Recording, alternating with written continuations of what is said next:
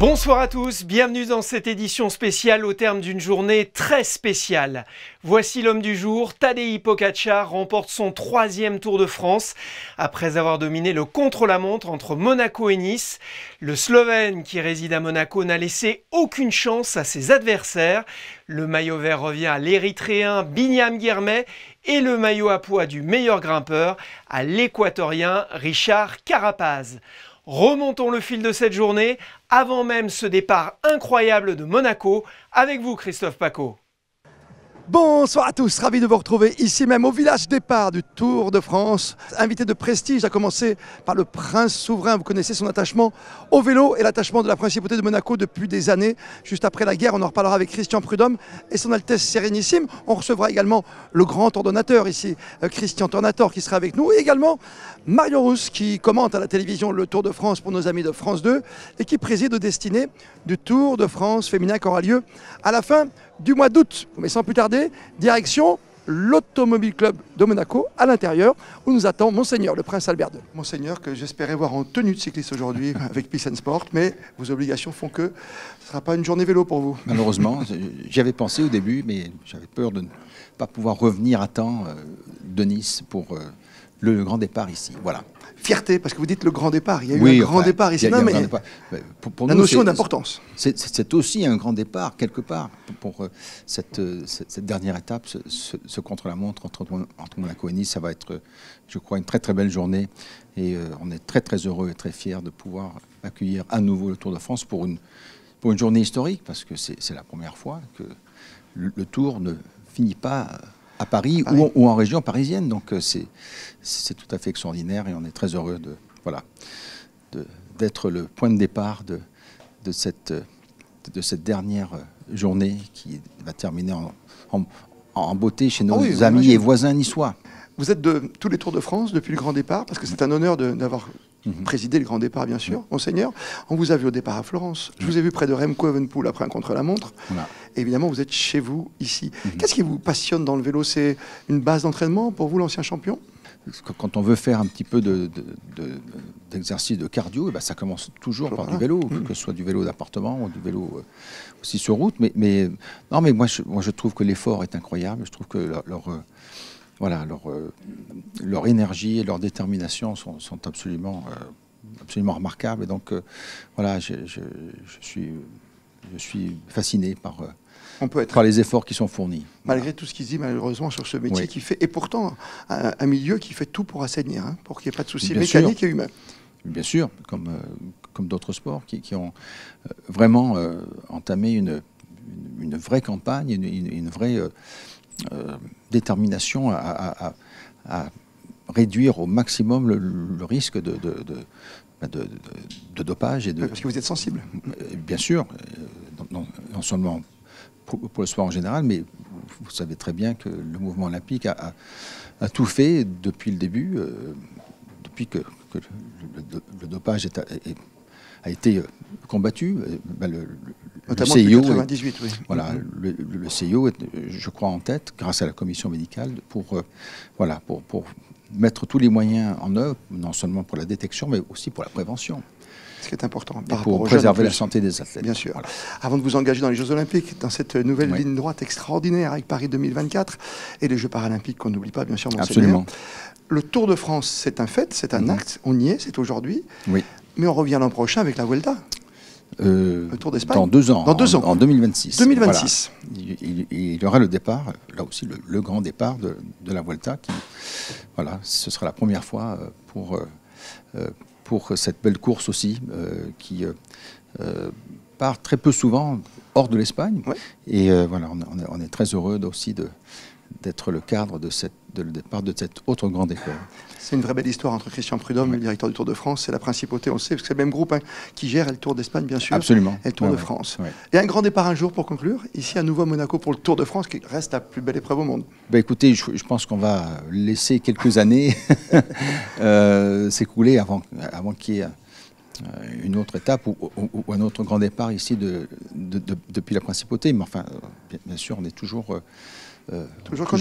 candidat et on est toujours très proche d'ASO et du Tour de France pour les aider et les accompagner dans cette, dans cette très belle histoire qu'est le Tour de France. Merci de nous proposer un si bel événement. Hein. Ce sont d'autres pilotes de Formule 1 qui sont là, parce qu'ils vont aussi vite, hein, bien sûr, que, bien sûr. que vous connaissez bien.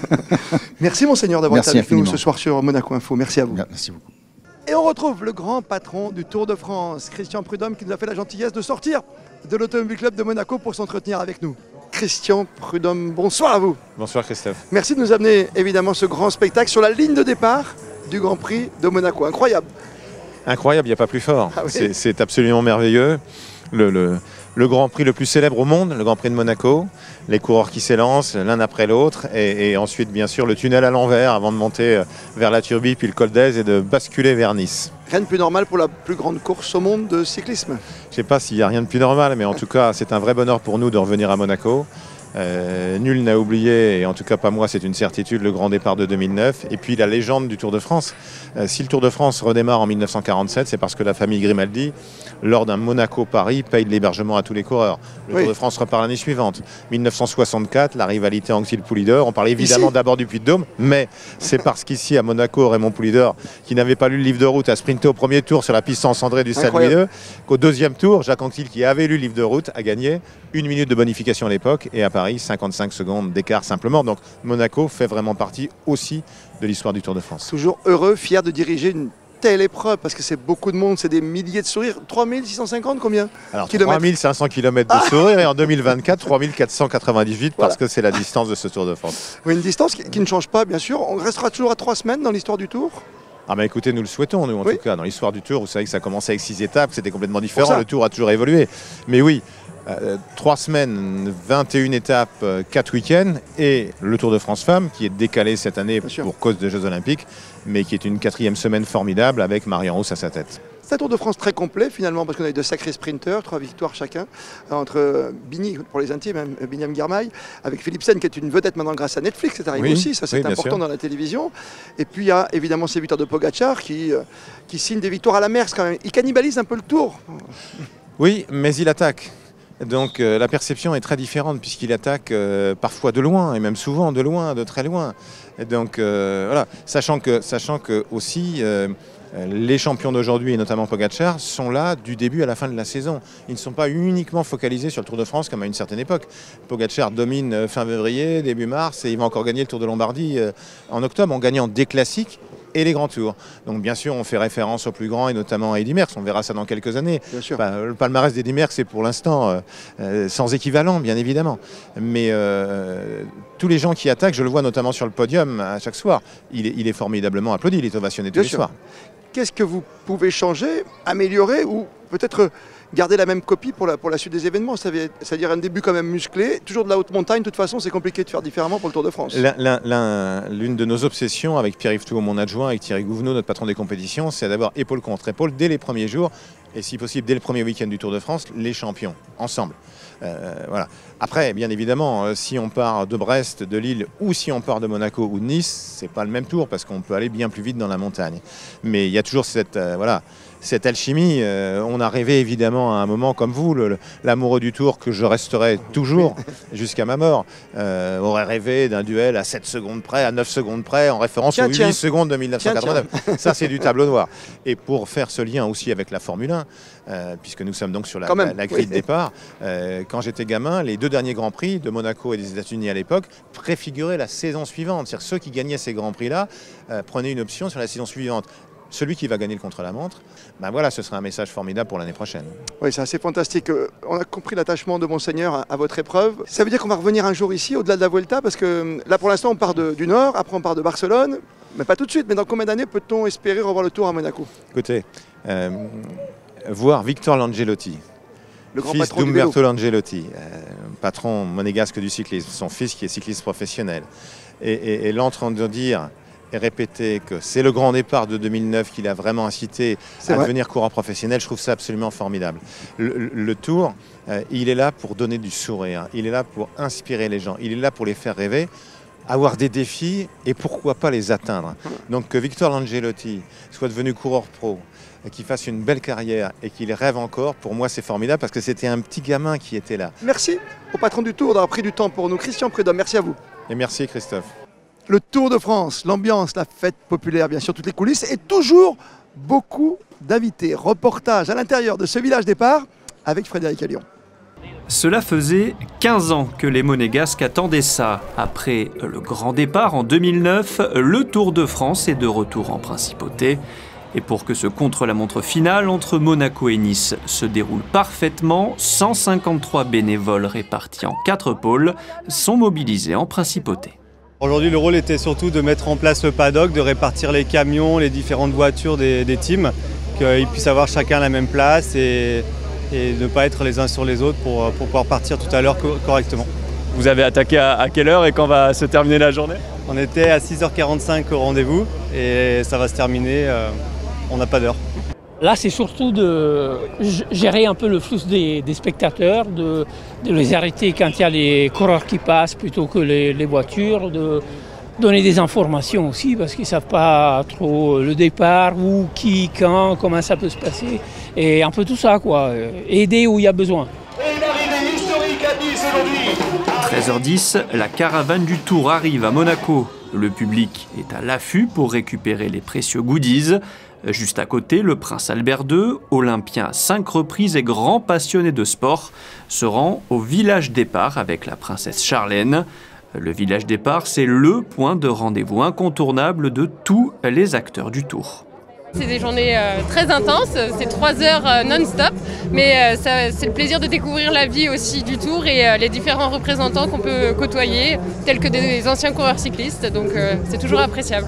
Comment c'est l'ambiance? Expliquez-nous au village sur le Tour de France.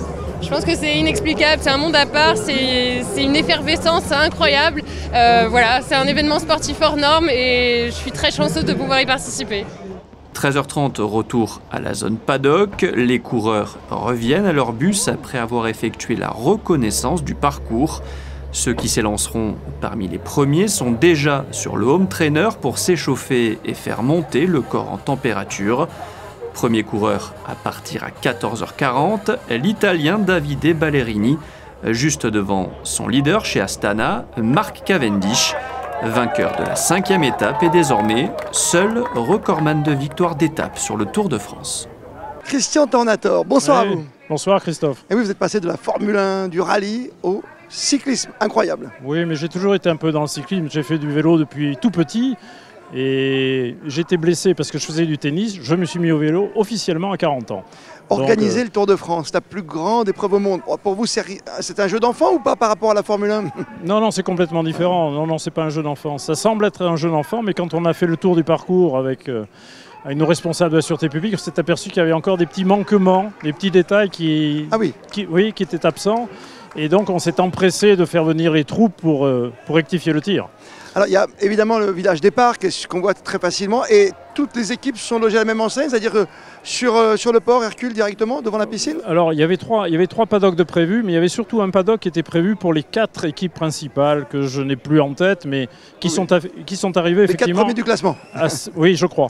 Qui sont arrivés effectivement à 7 h du matin, donc avec un petit peu d'avance, mais on a réussi à les caser. On a même réussi à en mettre plus sur le quai Albert Ier, ce qui n'était pas forcément prévu. Donc, on est heureux et on avait un peu plus d'aise pour les autres paddocks, donc tout le monde est content. Oui, c'est impressionnant de voir cette cabine de chronométrage, cette rampe de lancement, oui. Là où Charles Leclerc était présent il n'y a pas si longtemps. C'est vrai, mais d'ailleurs tout le monde me pose la question, mais où est la pole position? J'ai dit, mais vous êtes juste dessus. Et la cabine de chronométrage est sur la pole. Hein. La rampe de lancement est exactement sur la pole position. Oui, on l'a fait exprès d'ailleurs. Ah oui. C'est un clin d'œil à l'Automobile Club.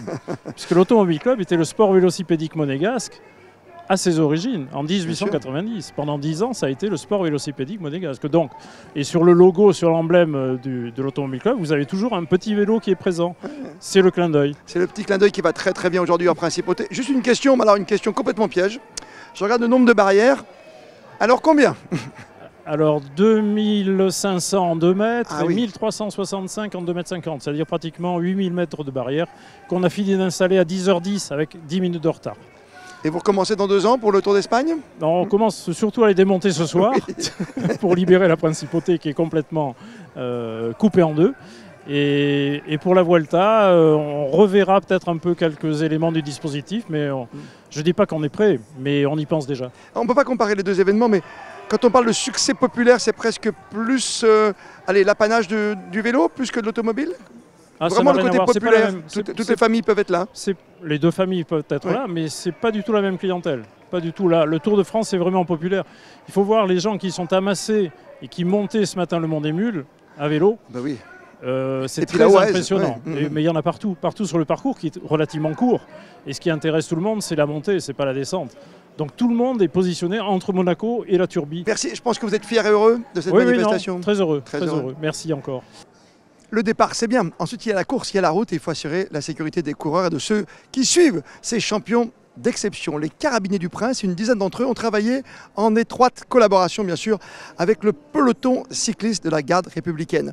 On va écouter ceux qui en sont responsables de ces deux formations. À Monaco, Denis Raymond et en France, Karim Alioui, qui sont aux côtés de Justin Hadel. C'est très important de travailler avec la garde républicaine parce que c'est un aboutissement. On est formé et on est toujours préparé par eux, que ce soit dans nos formations initiales et au travail quotidien des carabiniers. Et aujourd'hui, c'est un aboutissement, oui, de conclure la dernière étape avec eux. C'est un très bel aboutissement de finir en feu d'artifice, on va dire. Quand vous avez attaqué effectivement le péage, vous arrivez bien à gauche, sans averse de circulation, et vous arrivez dans le tunnel. Là, c'est côné, mais vous pouvez avoir à un moment donné un cône, peut-être un véhicule avant, qui l'a déplacé, vous allez vous retrouver avec le cône au milieu, donc dans votre trajectoire. Donc risque de chute. C'est ce qui s'est passé ce matin, on s'est retrouvé avec un cône au plein milieu de la route. On va dire que c'est une continuité. Effectivement, ça fait longtemps qu'on travaille avec les Carabiniers du Prince, puisque ça fait plus de 10 ans qu'on se connaît. Là, on est vraiment sur des liens d'amitié. Donc en fait, la mission fait qu'on travaille ensemble aujourd'hui. Donc finalement, c'est génial. Et puis c'est aussi fédérateur pour tous nos jeunes, parce que j'ai aussi des jeunes motocyclistes qui n'ont pas connu il y a 10 ans notre venue ici. Donc du coup, ça renforce nos liens et notre partenariat. Et justement, pour une belle épreuve comme le Tour de France, sur un final incroyable, oui, c'est vraiment, je peux utiliser le mot génial. Qui n'a pas son Bob Cochonou, son maillot du meilleur grimpeur ou encore cette casquette, allez, du meilleur sprinter? Oui, vous êtes tous au bord des routes et vous êtes venus nombreux encore aujourd'hui entre Monaco et Nice pour récupérer ces précieux petits cadeaux, ces goodies semés au bord du chemin entre Monaco et Nice. Et Émilie Rousseau s'est immiscée à l'intérieur de cette caravane d'exception. Oui, on a voulu vivre le Tour autrement à bord de la caravane du Tour. Ce sont près de 150 voitures qui rivalisent d'élégance pour mettre en avant les sponsors, les partenaires de cette 111e édition. Avec Thomas Deus, nous avons été invités par les opticiens Chris pour monter à bord de leur caravane, ambiance 100% garantie. Ils sont ensemble depuis 20 étapes et s'apprêtent à vivre la dernière ensemble. Les 500 personnes mobilisées sur la caravane du Tour ont vécu une aventure formidable, elles qui sont si attendues sur les routes du Tour. Ce moment est un spectacle à part entière de la Grande Boucle. Il a pour mission de mettre l'ambiance avant le passage des coureurs cyclistes. Sur la route, on est 2 heures avant les coureurs et voilà, 49% du public vient pour la caravane. Donc c'est une partie prenante du Tour.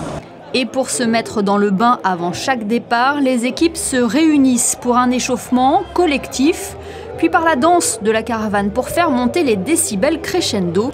Une fête mesurée mais encadrée. L'ambiance est toujours comme ça, on fait en sorte que ce soit toujours comme ça. La caravane, c'est une grande famille, on est là pour tous faire la fête et que ça se passe bien. Et le but du jeu, moi ce que j'aime c'est ça, c'est l'humain, la cohésion de groupe et la folie. Et là on a toujours ça tous les matins. Et c'est parti pour le départ. Il s'agit du 10e Tour de France pour Chris, l'un des partenaires majeurs du Tour de France, parrain du maillot blanc. Sur la route, tout est encadré pour une sécurité sans faille, une opération maîtrisée, rodée et plaisante à mener. Alors là, ça fait la 5e année que je fais le Tour de France avec la caravane publicitaire et c'est que du pur bonheur. En plus, je suis un fan de cyclisme et tout, mais c'est une fête populaire, on le voit bien tous les jours. Même qu'il fasse mauvais ou autre, les gens sont là. Et de voir le bonheur dans les yeux, en fait, on vend du bonheur, ils nous vendent aussi du bonheur.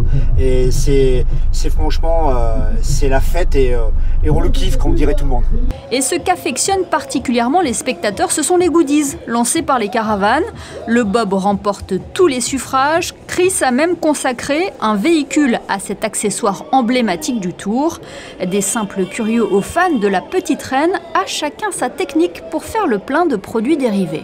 On a tendu les bras, on a crié, on a dit à nous et ils nous ont lancé. Après, c'était aussi de la chance. J'ai reculé d'1 mètre et ils ont balancé tout sur moi. J'essayais de me mettre derrière parce que peut-être il y avait des trucs qui allaient derrière, des t-shirts, des bonbons, tout ça. Ce qui m'a surpris, c'est surtout dans les cols de montagne où les gens sont vraiment hyper resserrés sur la route et vraiment on peut à peine passer la voiture et les gens sont hyper proches et je pensais pas qu'on allait être autant au contact du public finalement.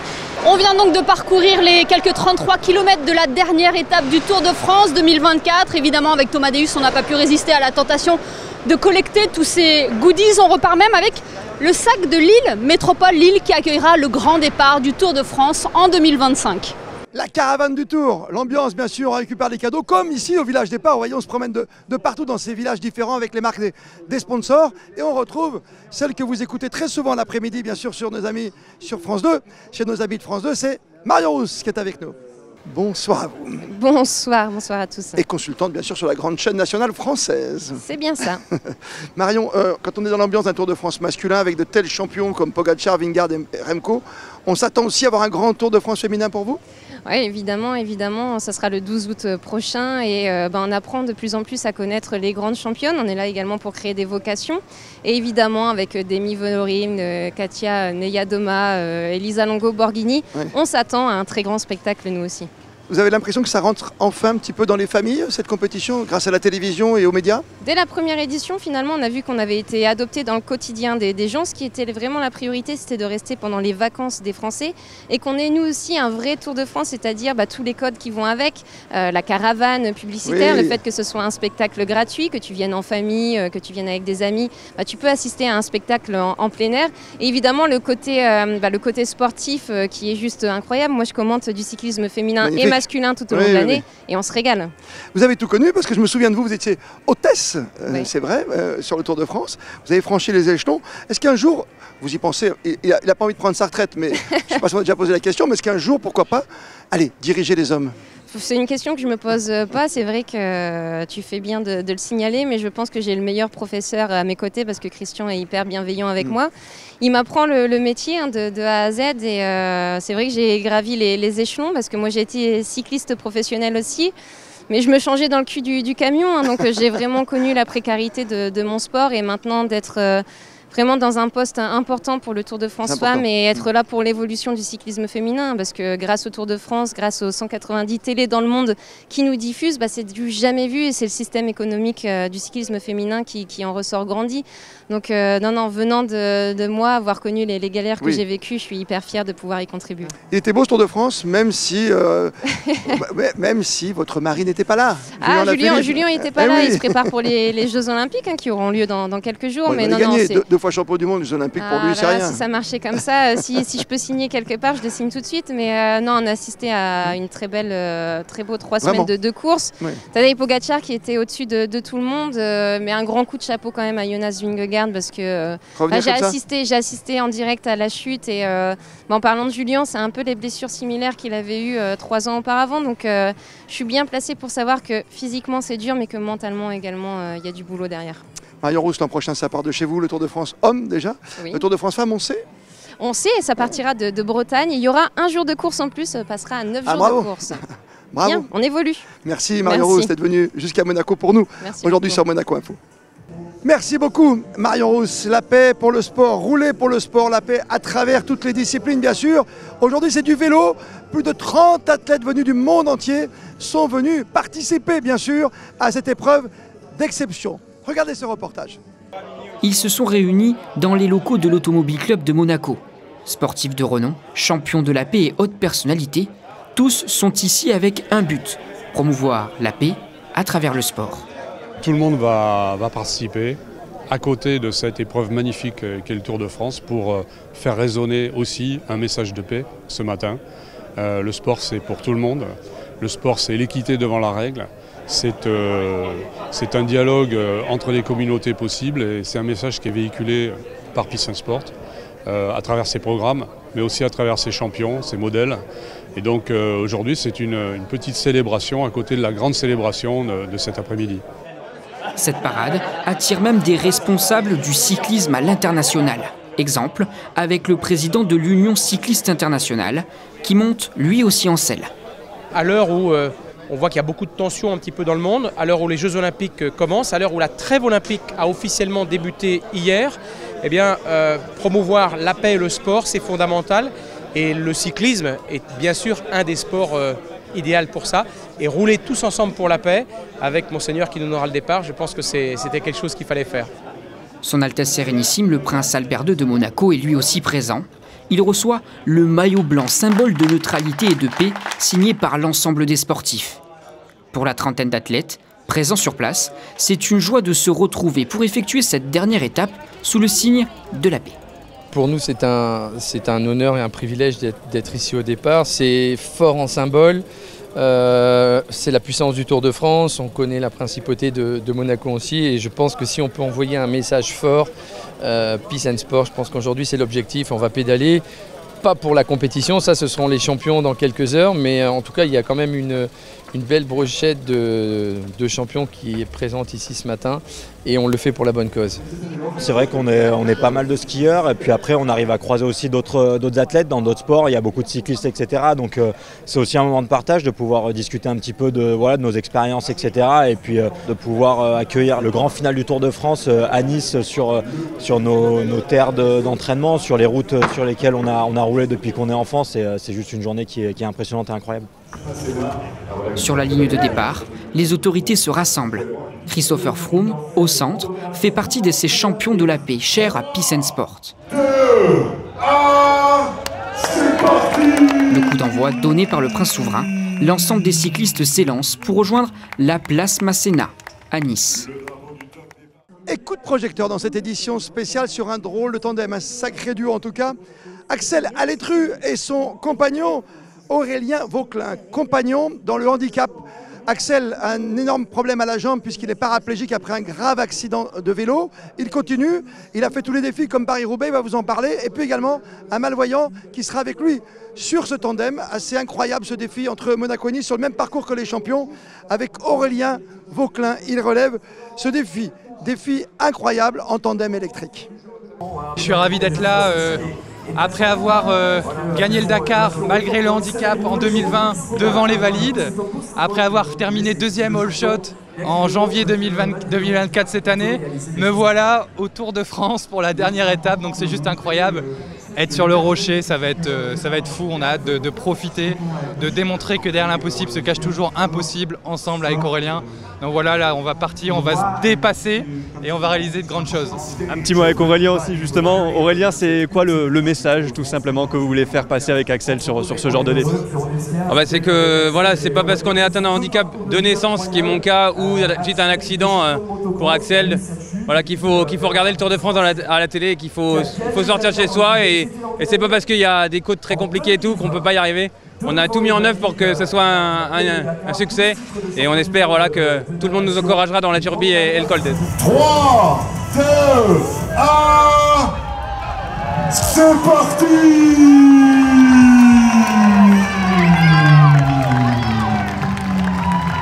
Merci en tout cas de nous avoir suivis aujourd'hui dans cette édition spéciale sur Monaco Info, le village départ, la grande étape, l'ultime étape du Tour de France 2024. On a hâte que le vélo revienne, notamment en 2026 avec la Vuelta. Merci à toutes nos équipes ici, proposées par la direction de la communication avec Geneviève Berthy, Patricia Navarro, Gaëtan Lagarde, et je ne vais pas citer tout le monde à la technique, c'était pas évident.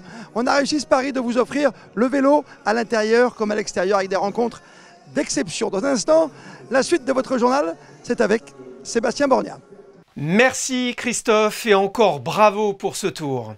L'actualité sportive de ce dimanche est aussi la toute première victoire d'Oscar Piastri en Formule 1. L'Australien remporte le Grand Prix de Hongrie. Son coéquipier Lando Norris l'a finalement laissé passer sur demande de McLaren à 2 tours de l'arrivée. Charles Leclerc termine 4e, juste devant Max Verstappen, dont la monoplace s'est envolée lors d'un accrochage avec Lewis Hamilton. C'est l'un des lieux les plus visités de la principauté, les grands appartements du Palais Princier. Un décor grandiose, un voyage dans l'histoire des Grimaldi. Jasmine Zagoni, responsable des visites du Palais Princier, était l'invitée d'Émilie Rousseau. Bonsoir Yasmine Zagoni. Bonsoir. Le Palais Princier est un lieu chargé d'histoire et c'est cette histoire que les visiteurs peuvent découvrir en entrant dans ce qui est tout simplement la demeure des Grimaldi. Oui, tout à fait. Quand ils arrivent, on leur remet un audio guide. Et là, déjà, en premier, l'introduction, c'est Monseigneur le Prince Albert II de Monaco qui l'a fait. Donc, ils sont directement en immersion dans le Palais Princier. Et après cela, ils vont passer à travers des pièces, des salles historiques, des salles des réceptions et apprendre plus sur l'origine de Monaco et des Grimaldi. Oui, des pièces majeures qu'ils ont peut-être pu voir à la télévision ou dans la presse. Tout à fait. Par exemple, vous avez la salle du trône où de nombreux mariages civils ont eu lieu, dont le dernier. Oui, tout à fait. C'était une forteresse à la base, le Palais Princier. Oui, une forteresse génoise dès le XIIe siècle.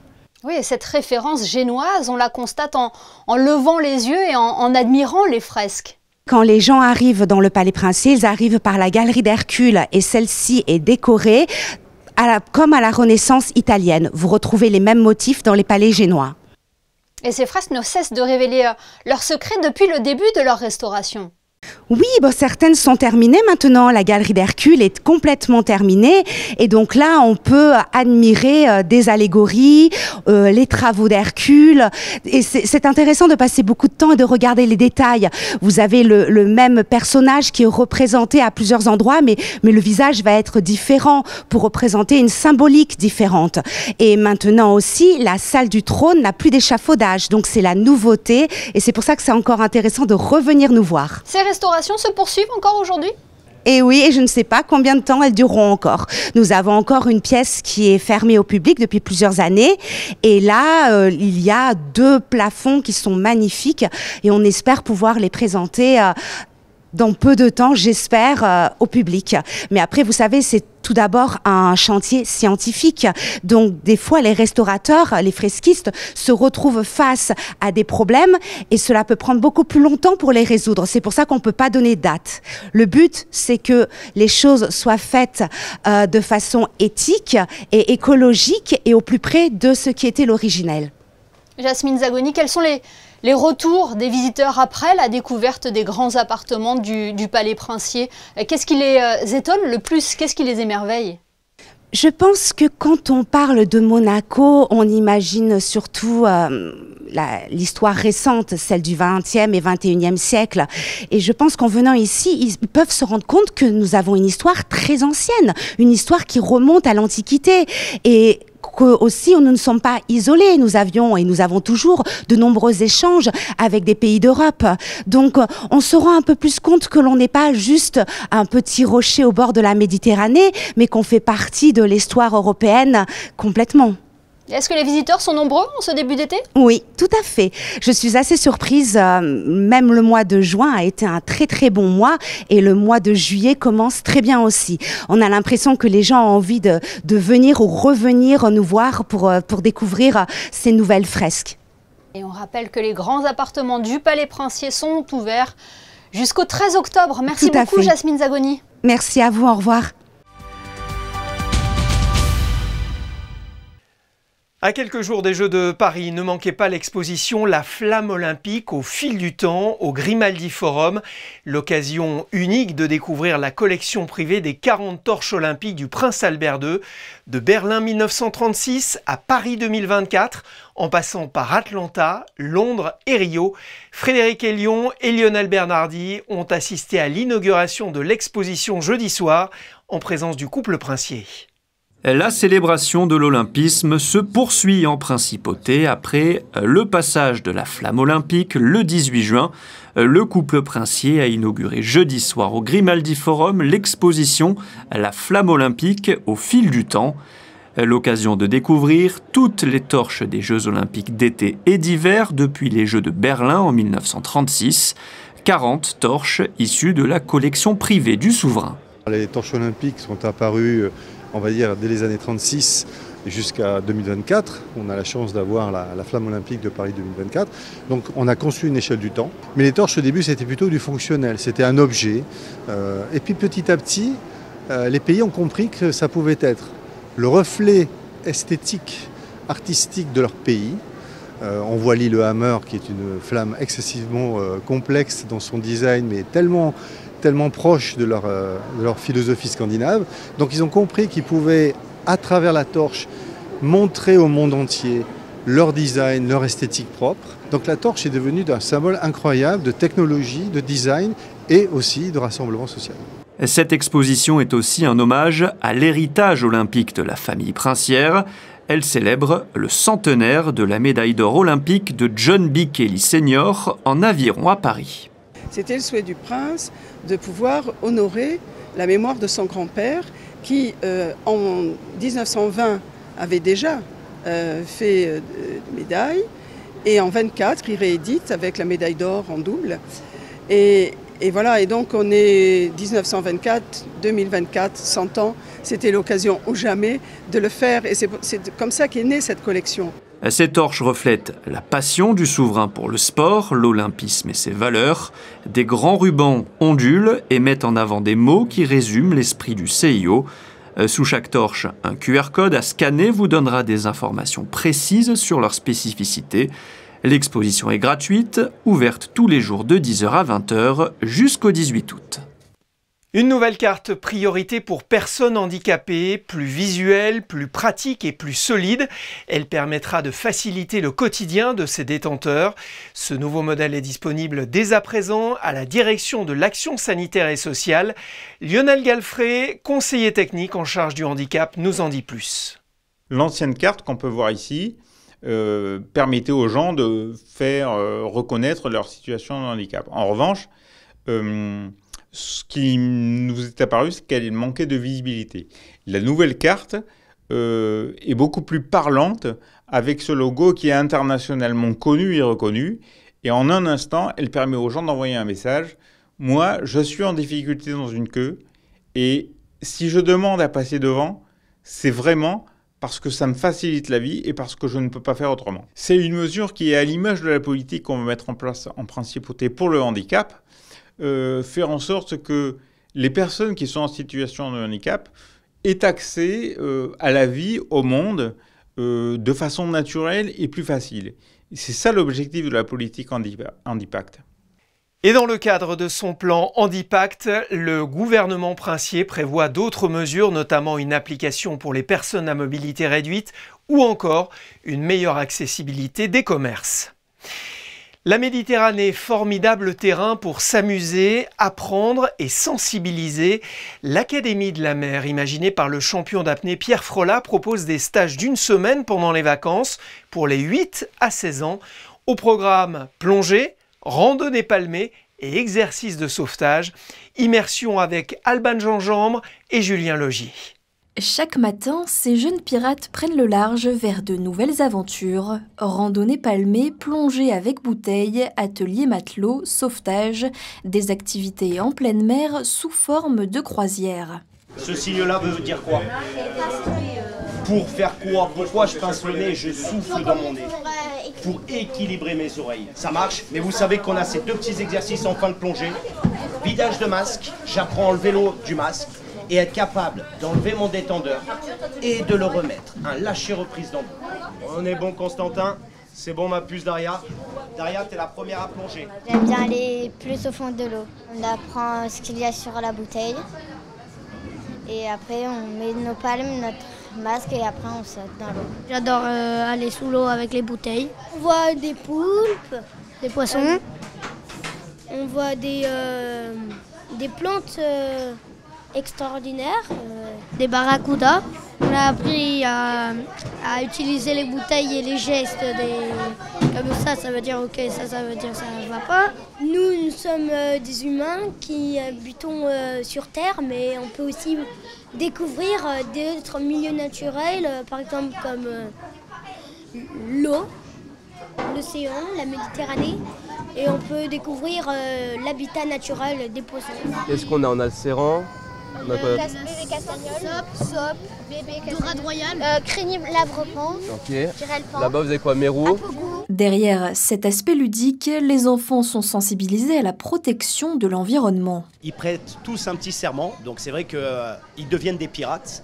Donc ils font allégeance à Dame Nature pour protéger l'environnement, trier les déchets, économiser l'eau douce. On fait partie d'une équipe C'est un peu les mousquemères en fait, ici, un pour tous et tous pour un, ça c'est très très important.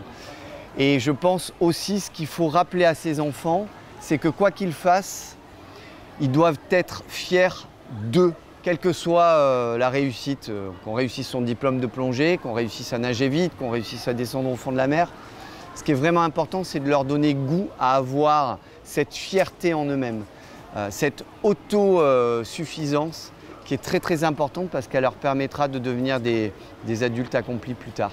Et justement, pour les plus âgés, ce stage permet de passer une certification de plongée. Alors, si vous avez l'envie d'explorer les fonds marins, rendez-vous à la plage du Larvoto pour lever l'ancre vers les abysses.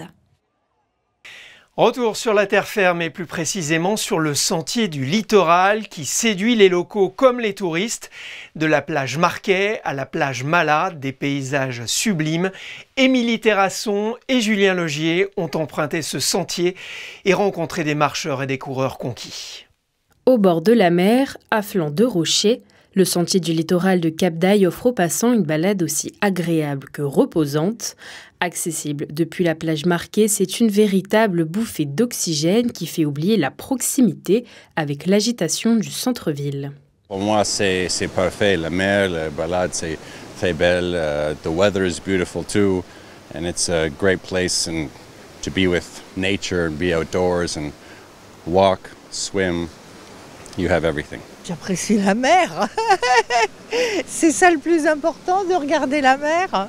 Aménagé pour rendre la promenade agréable, les coureurs et autres sportifs en profitent.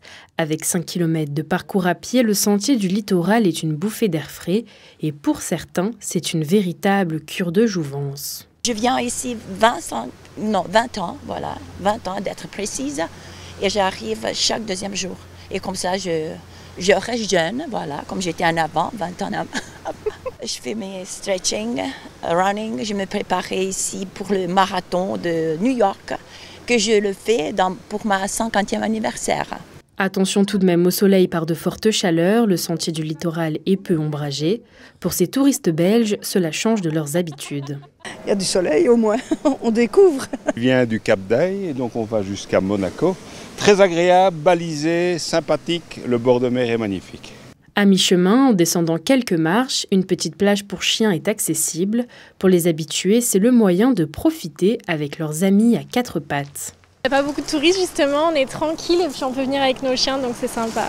Agréable, il y a tout le monde qui court, petits chiens, tout le monde se promène, c'est sympa. Et en plus de cette crique accessible aux chiens, le sentier du littoral offre aux plus courageux une arrivée sur la grande plage de la Mala. Après une randonnée, rien de tel qu'un bon cocktail. Et si vous sortiez des sentiers battus, des traditionnels mojitos et daiquiris, pour vous aventurer et tester d'autres mélanges, d'autres saveurs, Christine Datomel est allée voir un spécialiste. Et oui, l'été est enfin bel et bien là. Et qui dit été, dit baignade, soleil, mais surtout apéro. Nous nous sommes rendus à Zoniwaki, réputé, vous allez le voir, pour leur cocktail frais et estivaux. Le cocktail phare de l'été au Niwaki justement, c'est le Kiori Fizz, qui est un cocktail à base de eau de concombre frais, sirop de basilic maison, gin japonais Akuto, qui est un gin très floral, la liqueur de Saint-Germain, avec un top soda. Est-ce qu'il y a un cocktail qui est plus demandé par la gente féminine? Oui, c'est le Anasaku, qui veut dire île fleurie. C'est un cocktail, une variante du litchi martini, avec vodka, liqueur de prune, liqueur de litchi, liqueur de yuzu et saké. Du coup, cocktail très floral, très léger, facile à boire. Et puis si on vient, par exemple, avec des enfants, est-ce que vous faites également des cocktails sans alcool? Bien sûr, c'est l'exotique. C'est un cocktail à base d'ananas, de jus de passion, un sirop de timut maison et un top ginger ale, qui sera très exotique, frais et parfait pour les enfants. Alors vous l'aurez compris, j'ai opté pour le cocktail phare de cet été. Il est extrêmement estival, par contre je l'ai demandé sans alcool car il est encore un peu tôt. Et si vous prenez l'option avec alcool, eh bien sachez que vous pouvez boire, mais toujours bien sûr avec modération. Santé. Santé Christinda. On passe à la météo de ce début de semaine. Bonsoir Justin, quelle tendance ? Bonsoir Sébastien, ce début de semaine va être très chaud, un grand soleil surplombera la principauté avec des températures allant de 22 à 30 degrés. Le ressenti atteindra même les 33 degrés dans l'après-midi et s'il fait trop chaud, vous pourrez vous rafraîchir avec une mer à 25 degrés. Une belle journée vous attend. Demain, le soleil se lèvera à 6h07 et se couchera à 21h05. Nous souhaiterons également une bonne fête aux Marie-Madeleine. Merci Justin. On se quitte avec les événements qui se sont déroulés les années précédentes à la même époque. C'est le flashback de la semaine. Excellente soirée sur Monaco Info. À vendredi prochain.